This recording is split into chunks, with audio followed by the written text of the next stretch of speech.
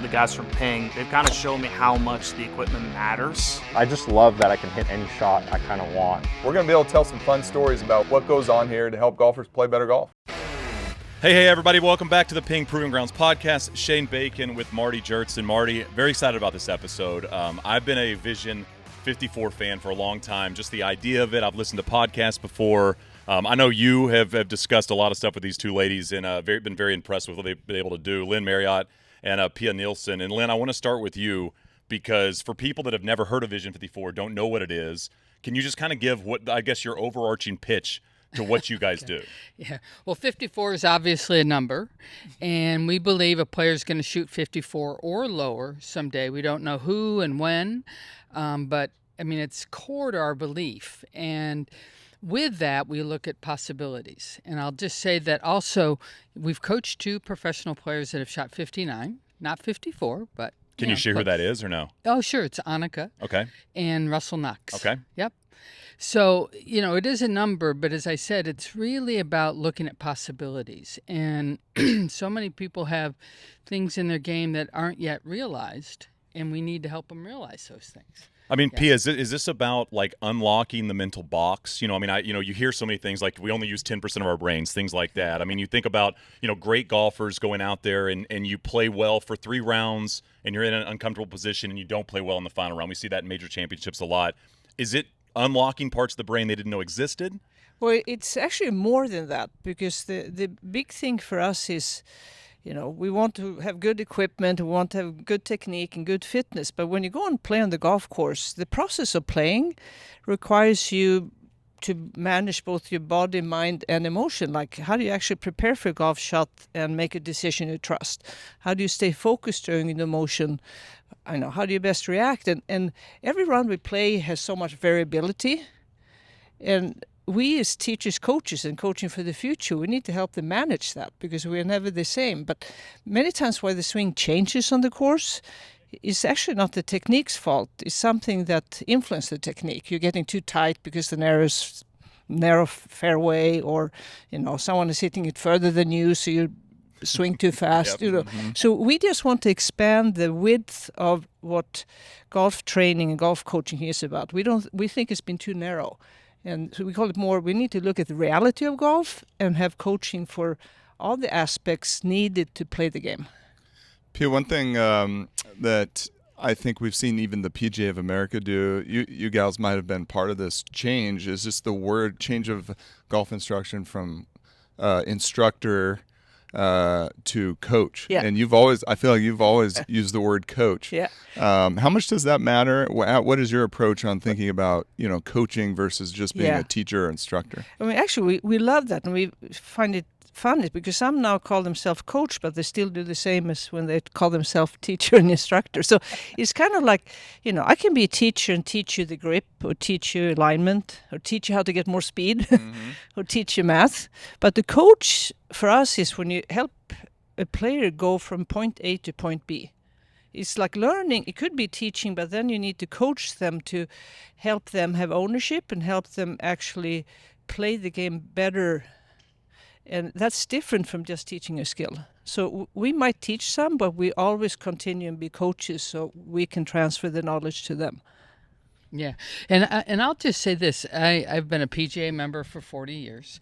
So, my initial instruction as a teacher was to teach. And so I was a teacher.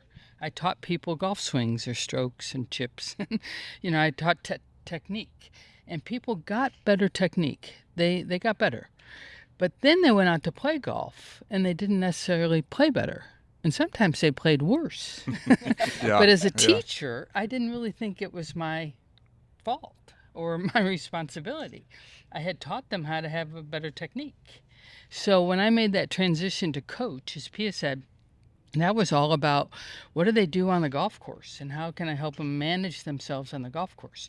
And technique's part of that, and teaching might be part of that, but it's really helping them, as Pia said, take ownership, like be able to self-manage out there and self-regulate. Lynn, it's interesting. I mean, I think about, you kind of get in a box in terms of instruction, right? And I mean, we're sitting here at the Proving Grounds and you have people getting fit right now behind us, and you have fitters at times that are paying attention to a golfer, maybe it's a 10 handicap, 12 handicap, and they're trying to fit them in equipment, they might also have instruction for them as well with the golf swing, right? Right. And maybe, some people feel more comfortable saying, if you're taking it that far outside, it's not going to be great. I do think opening up the mind to just wanting to help somebody be better at golf at the end of the day is kind of the end goal versus, no matter if you're a coach or an instructor, a teacher or whatever, if you're helping somebody get better at golf through all of those things, that's the win. Yeah. But I think at Vision 54, we have a little bit more of a distinction. Right now, and it really has been our focus for 20 plus years, we wanted to play better on the golf course.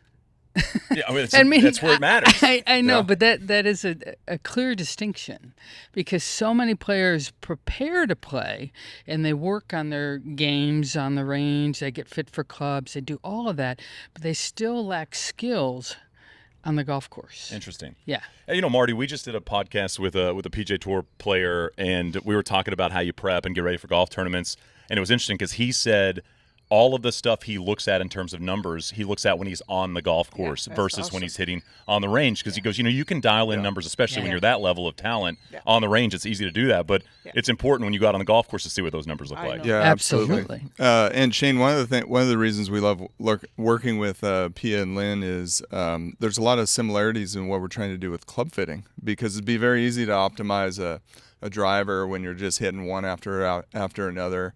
We're trying to work on this concept of,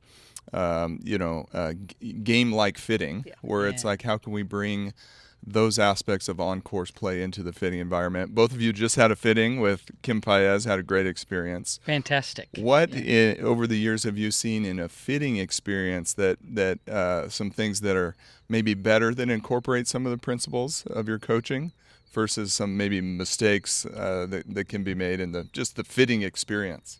Yeah, and I must say, just having done fittings here myself for a few years, it's just getting better and better and better. And what I notice now when we've done it is more consideration to how I actually play golf. You don't hit 10 7-irons in a row. Mm-hmm. There's more flexibility and also. It's not scraping and hitting, because sometimes when you get fit, you keep hitting and you want to hit the good one, you start forcing it, and it gets so out of context to how you do it on the golf course. So I just felt there more, with the fitters, more consideration to that. They took more breaks and, change targets more and make it more golf-like. And asking more questions how I play golf and what clubs I want to hit, instead of just being a set formula how you do fitting with everybody. Yeah. There's more uniqueness to it. Yeah. Because I can think it can be very uncomfortable otherwise when you just feel this pressure. I better hit 5 good drives now, so otherwise I'm not going to get a good fit. Yeah, one of the pieces we brought from your school is, I remember, you have your bag of balls, you leave it behind in the think box, you have to go grab one, be very intentional about your shot. In our driver fittings, that's one of the pieces we do at the end is, okay, we're going to take away the pyramid of balls and I'm going to throw you one ball, kind of like a tour player. Maybe have you aim it and pretend the fairway is between those two poles out there and things of that nature. Yeah, I mean, as close to an actual golf course as possible. So I want you to take us back because, you've kind of explained what you guys do and how you do it and, the conversations you might have with golfers about playing better on the golf course. But how did this begin?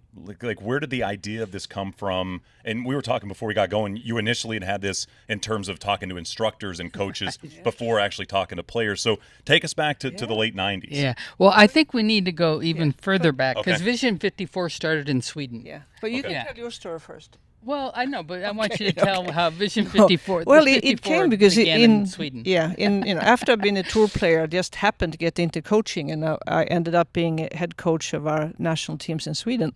But having been more Americanized and being on tour and played college golf and all of that, I just realized that we need to get these players here to have a little different shift because they had so many excuses why they couldn't be good. So we just realized that the players on the national team, they had made birdies on each one of the holes of their home course, most of them. So we just started asking them, like, okay, you've already done it on each hole, so what would it take if anyone would ever be able to do it during the same round? Like, just if it would be possible. How do you need to swing? How fit you need to be? How do you need to think? It just kept going. And we realized it was just getting them out of having a better vision of the future. So that's where it started, and it's the best thing we ever did, because then we had to look at us as coaches. If we're going to support players towards this, who do we need to be? What do we need to know? And obviously Annika Sörenstam is one of the ones that heard it the first time, and she always had a 54 head cover in her bag. So it's not expecting to do that, but going for the possibility. So, but for me it came with, I've been a tour player and played college golf here and was among the first Europeans to come over and do that. And then when I started coaching, my first thought was, what are the things I wish I would have had?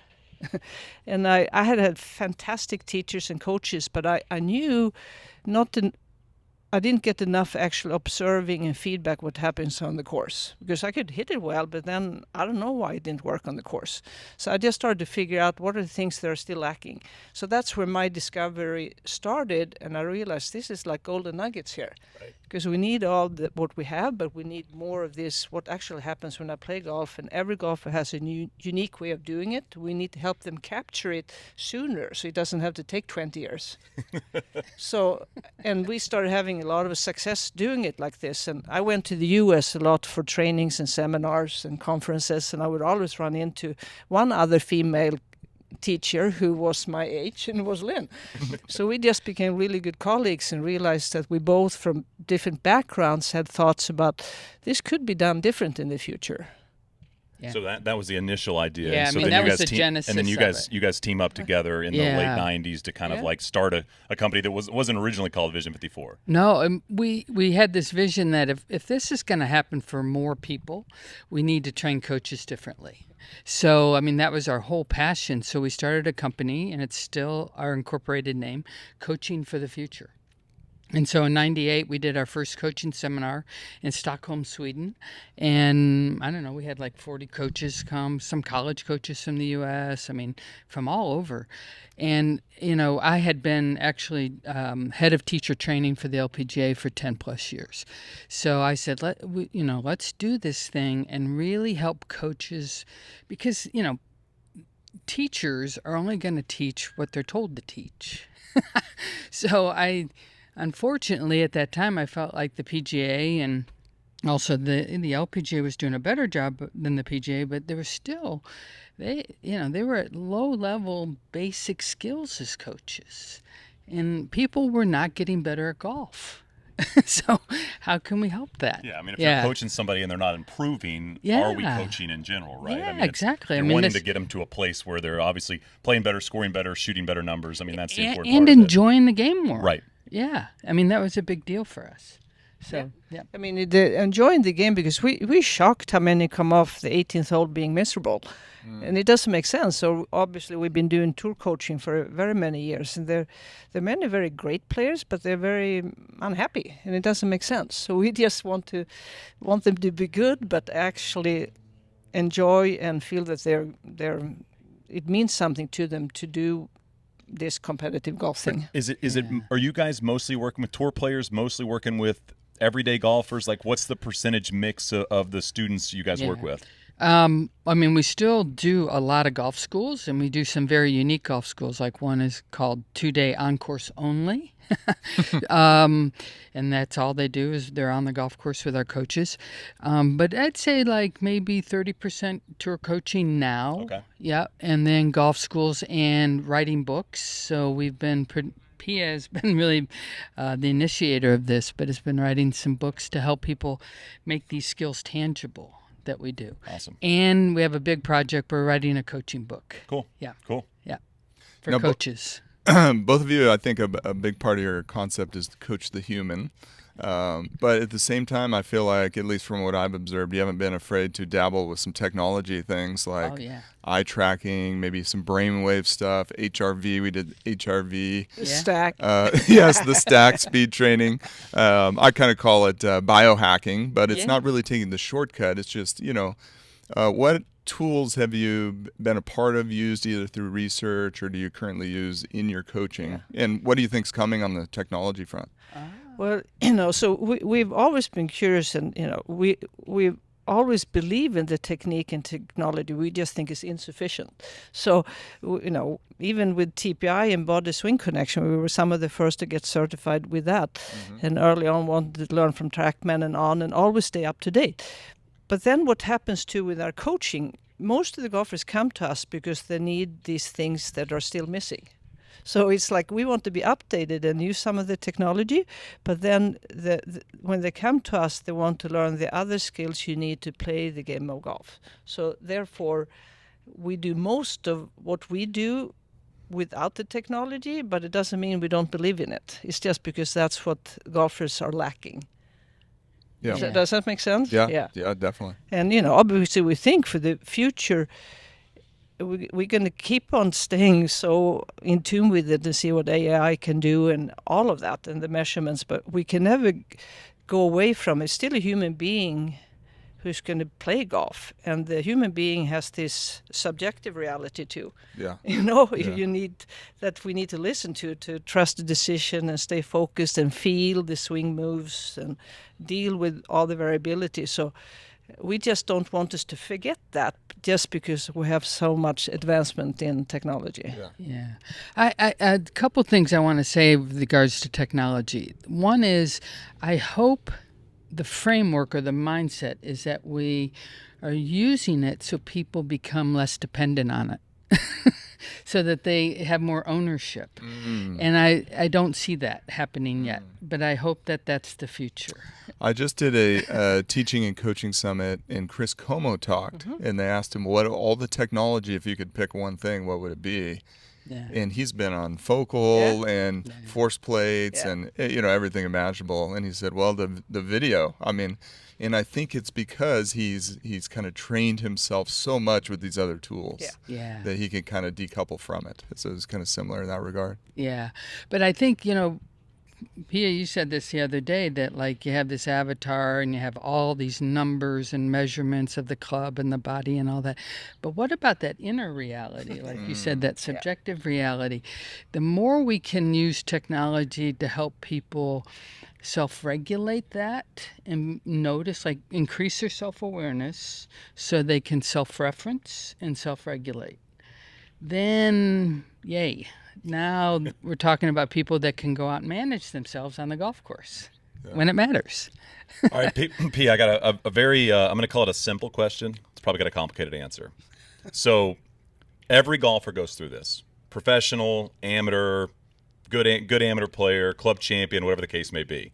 You get to a place on the golf course that you've always wanted to get to, whether it's breaking a personal number, maybe you've never been this many under par before, and then you start to think about it, and you bogey 2 of the last 3 holes, or you bogey or double the last hole, you hit a shot out of bounds.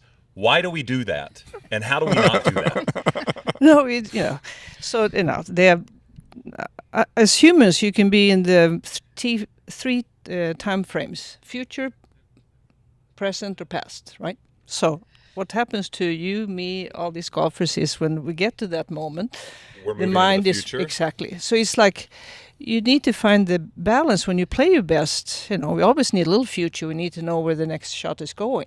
But usually what happens is it goes too much to the future. So often players need, when they get to that moment in time, they need to walk between shots and feel their feet or focus on their breathing and be extra focused on getting really present before the shot. And if they want to, feel the grip pressure, do much more to double up, because the human tendency is to expect the future. Right.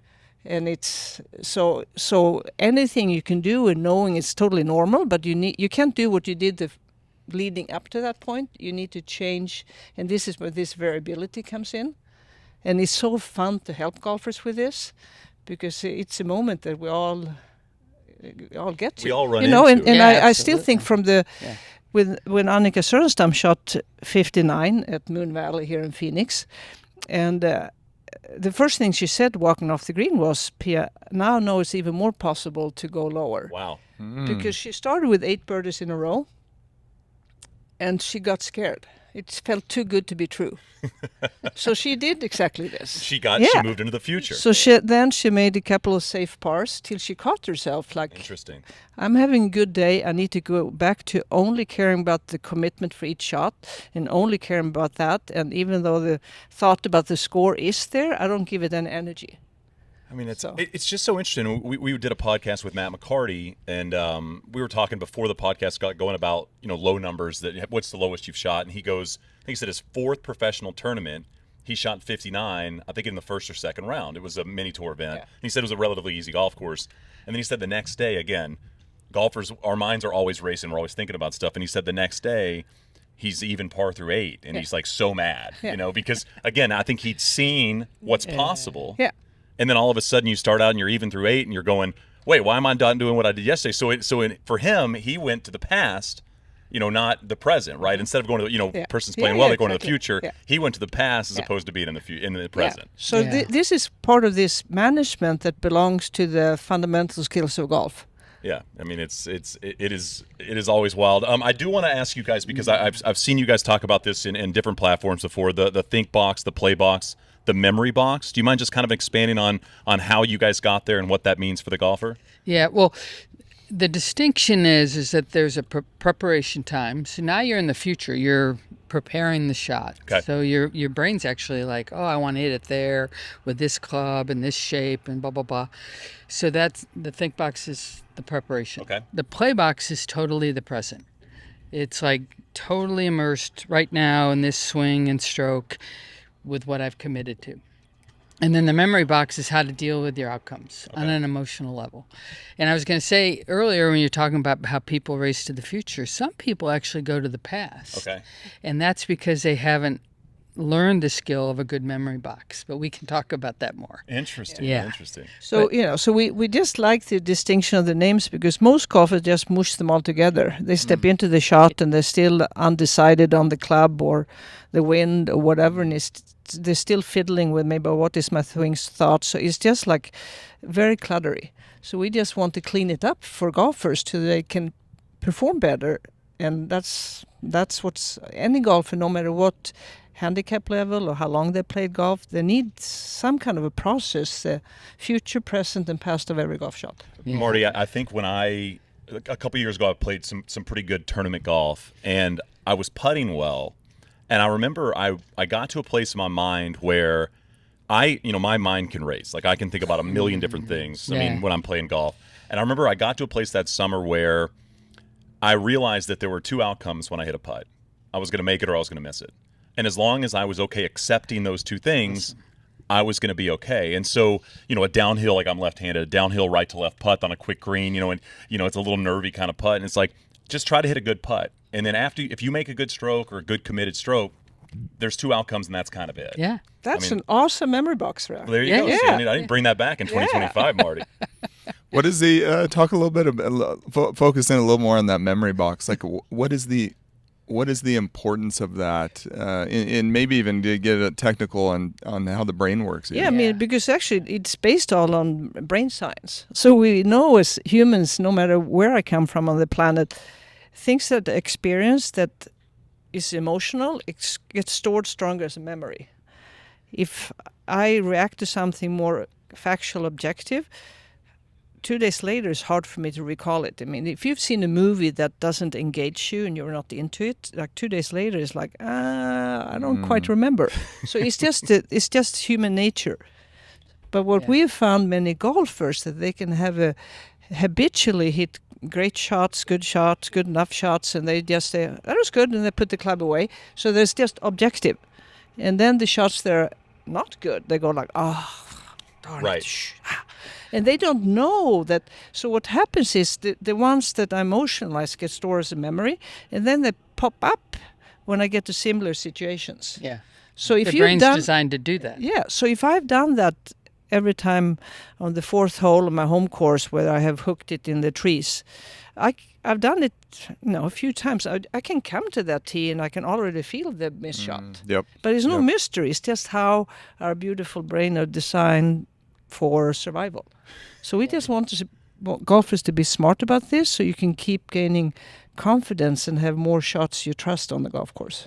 I want to ask, you think of the term VISION54 and kind of the ideology of it in 54, shooting this perfect score. But something I found really interesting is you guys just worked with an F1 driver. Obviously, that is not golf oriented, but how was that experience working with an F1 driver and using what you guys have kind of implemented for golfers to different style of athletes? Oh, well, I mean, it's really fun because it's like, wow, he's in this car for 3+ hours, right? And he's got to kind of go in and out of what we call the play box.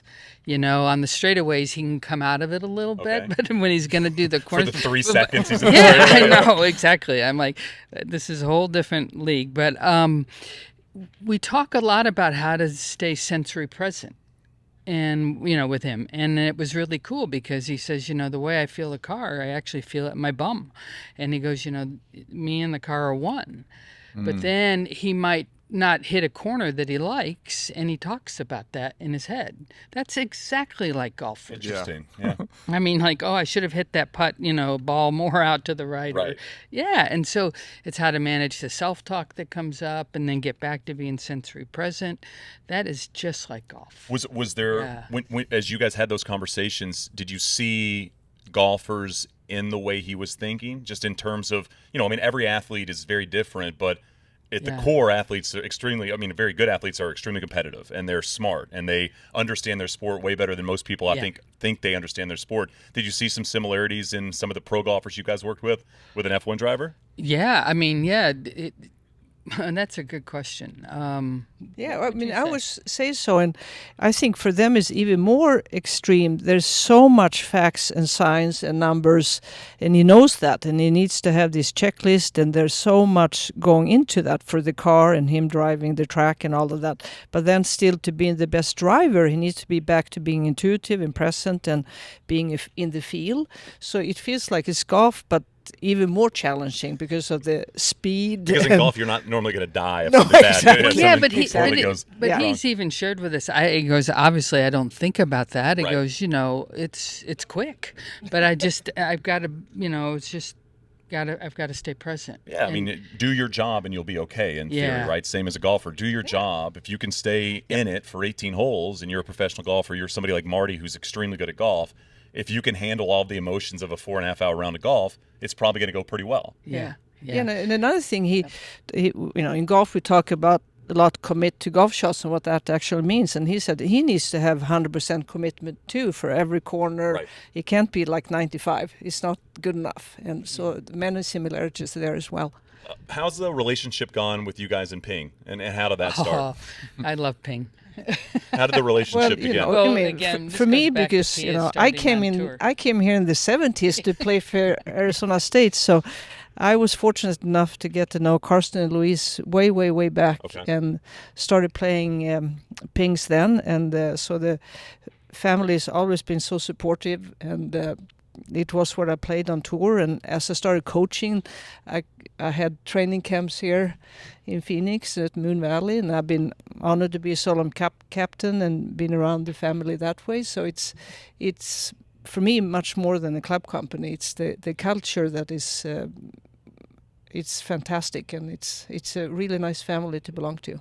Yeah, and I came back here from a stint of working in California and became the director of instruction at Karsten at ASU, and that was really when I became, part of the Ping family. And the thing, and as Pia said, the thing that I appreciate the most is like this cutting edge research, all these engineers, attention to detail, and then this feeling like you're part of a family, that they really care.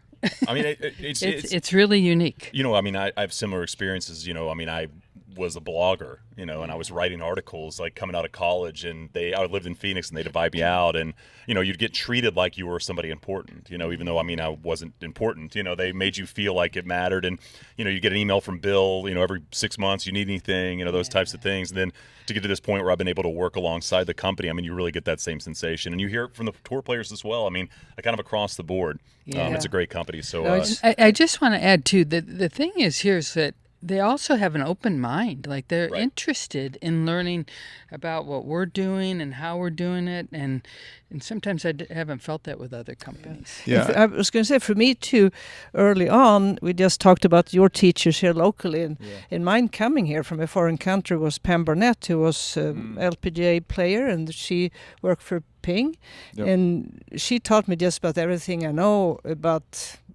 professional golf and the golf swing and how to act as a profession, how to regrip my clubs, and without her, I wouldn't have the connection with Ping. I think it'd be very easy for us to kind of think about our business as transactional. You know, you buy the equipment and, you know, come see us for Thanks. your next set of irons. But we truly believe that it's in our tagline, play your best, is that we want people to play their best golf on the golf course. We want to have lifetime customers. And so I think it's been a awesome fit to have both of you officially part of the family and helping us out. Pia, Lynn, fun. this has been lovely. You guys are awesome.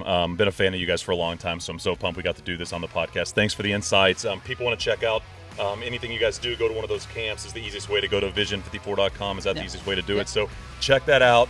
Two of the rock stars in golf. This is the Ping Proving Grounds podcast.